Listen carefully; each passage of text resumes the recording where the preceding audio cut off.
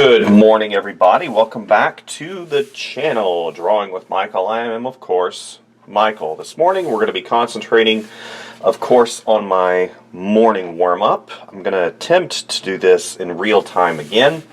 I had some people that really enjoyed the real-time stuff. If it does get out of control, of course, I will go to time-lapse.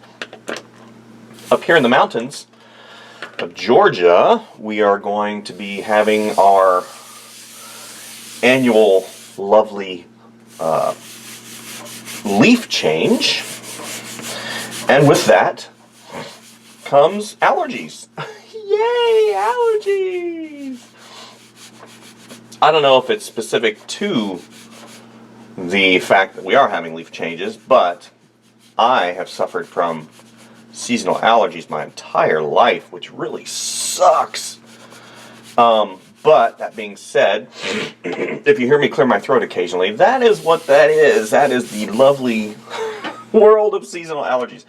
So, of course, I've started out with my circle. You guys know that I love my circles, and just working in simple shapes. I'm not going to go too in depth, but if you watch, I've said this in my videos before. Today I'm working on Bristol board. I'm using the Kohinoor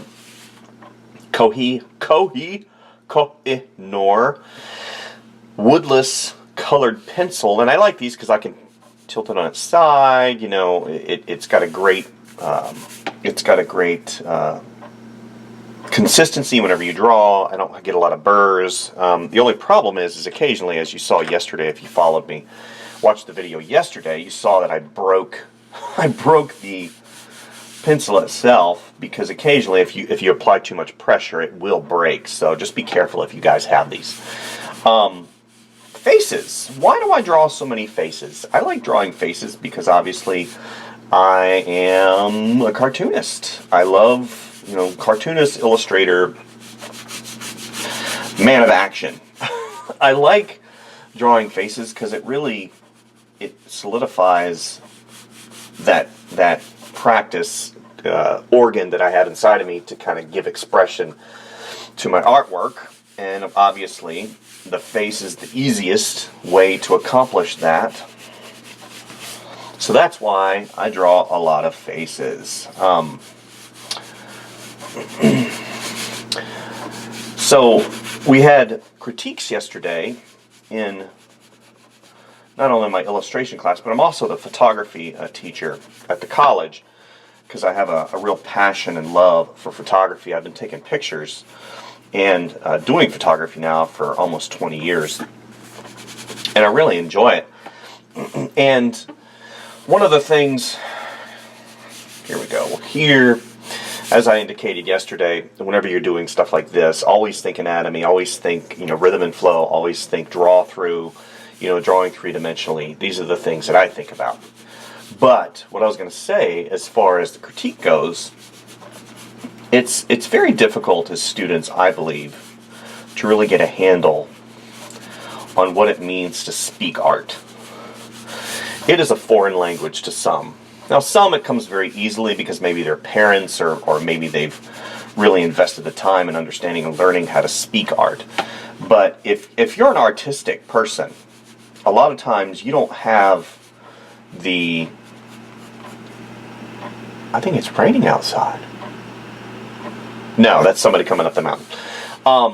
You don't have the... I don't want to say the understanding, because obviously you do, but a lot of times it's hard to convey certain artistic aspects into a verbal expression.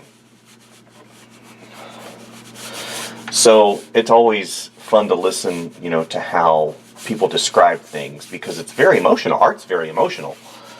And, whenever you're trying to convey these things in such a way that is not emotional, but, technical, a lot of times it's hard, because you look at something and you go, wow, that's cool, that makes me feel something. But at the end of the day, you need to be able to, and this is what I tell the kids, you need to be able to describe, what's going on using certain elements or aspects of art, so that those people that don't speak art, can really understand what's going on in the piece, right? you can't really rely upon the emotion the whole time, of course, unless you're a fine artist. And even then, you have to have some kind of semblance of understanding of what these principles are. So, that being said, I'm getting back to my cartoony guy. Today I'm just drawing, again, I'm drawing a, just a simple figure. I'm sorry, a simple portrait piece.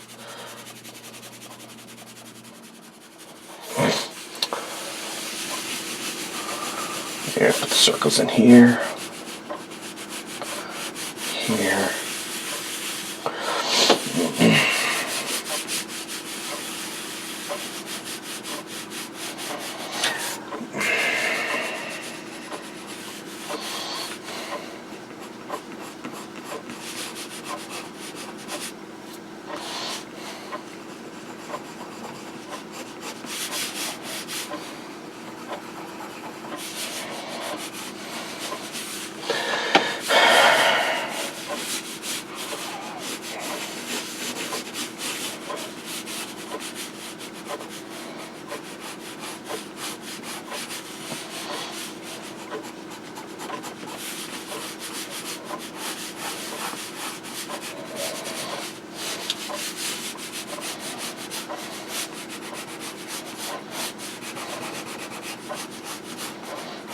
Okay, that's about all there is for this one.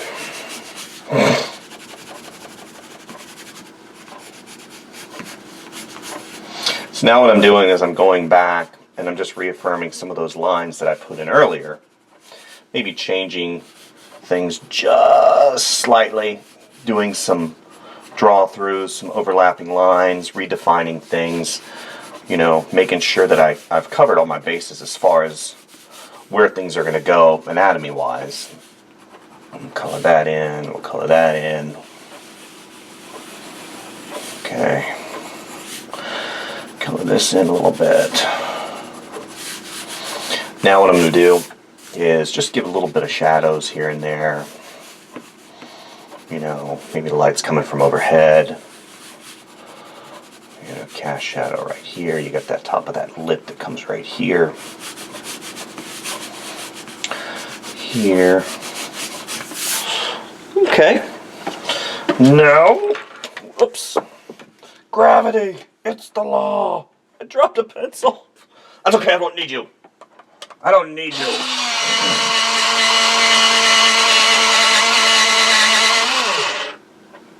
I don't need you.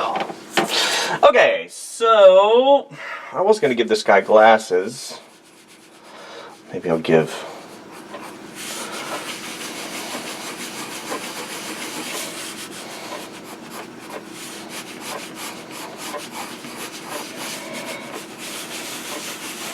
sitting right here. Stay!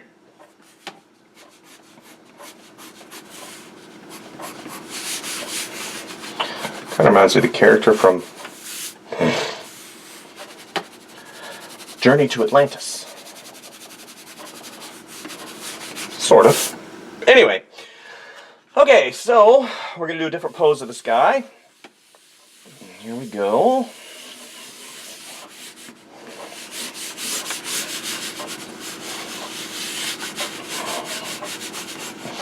So I have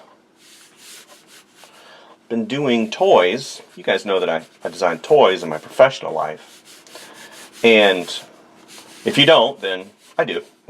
That's what I do.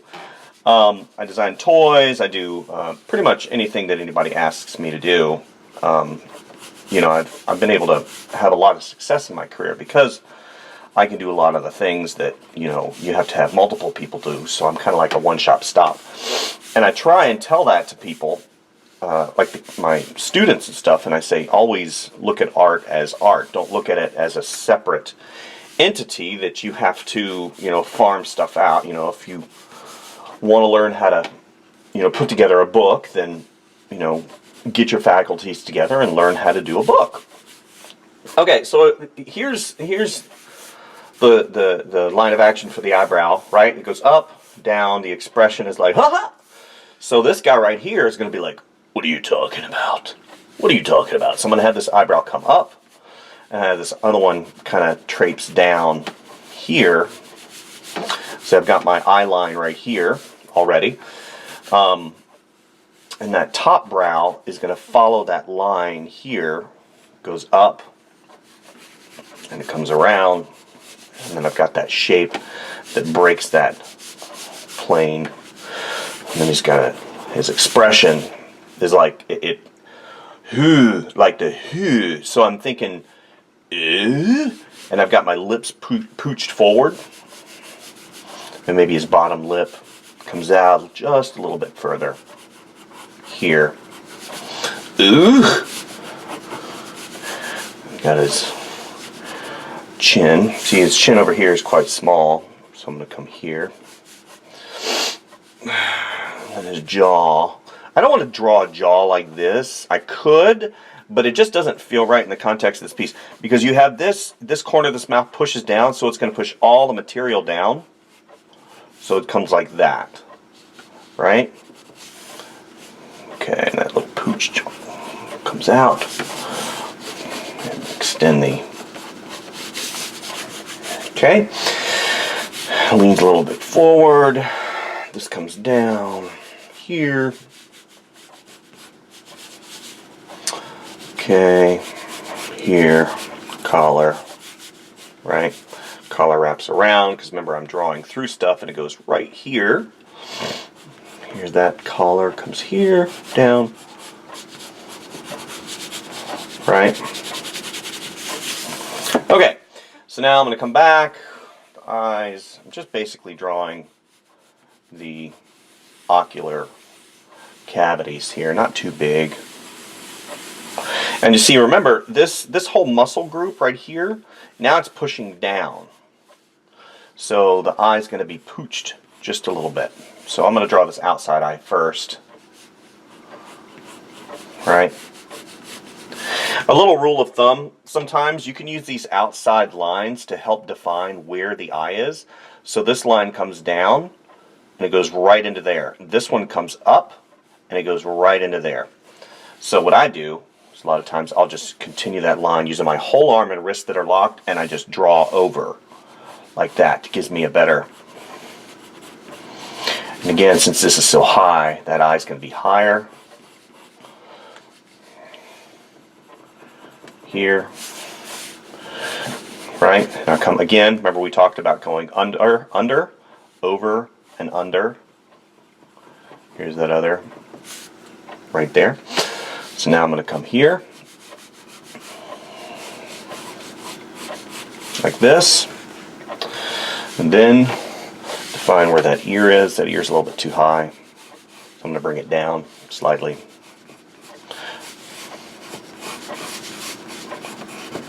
Okay. Right. So here's this. Give him some baggage. Okay.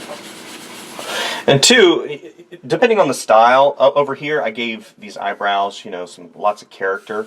So here I'm going to just basically draw kind of the circle, and you have it come up.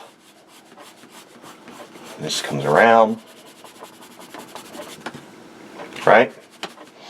So then this comes up and around. Okay. Again, I'm thinking here in terms of form. So I'm not going to draw these little squiggly lines or anything like that. I'm just basically going to continue this line up here. A couple, maybe some sideburns that come down, because he's got little sideburns over here.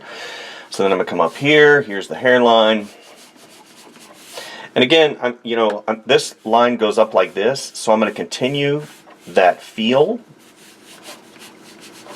Here's the brow, right here. So I'm going to run out of space, unfortunately. So I'm just going to give a little bit of showing of exactly what direction the hair is going to go. Color these in.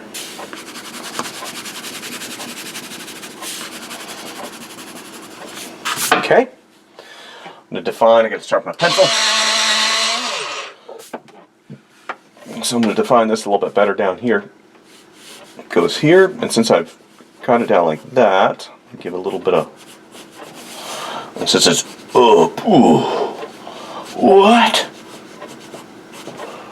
Here.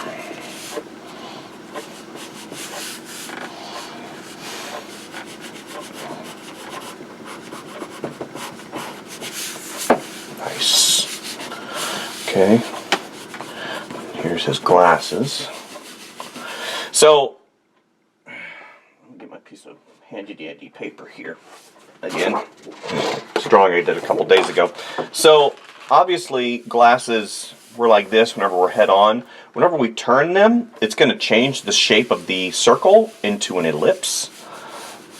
So basically, and of course perspective, you need to think in terms of perspective, right? Because I'm looking at it like that. Because remember, you know, here's the inner, there's the spectacles, the outer. So if I were to turn them a little bit more, see how that works? So now, whenever I get to here, since he's turned and he's tilted, this one over here is going to be slightly higher, right? And this one's going to be slightly bigger and lower. Okay?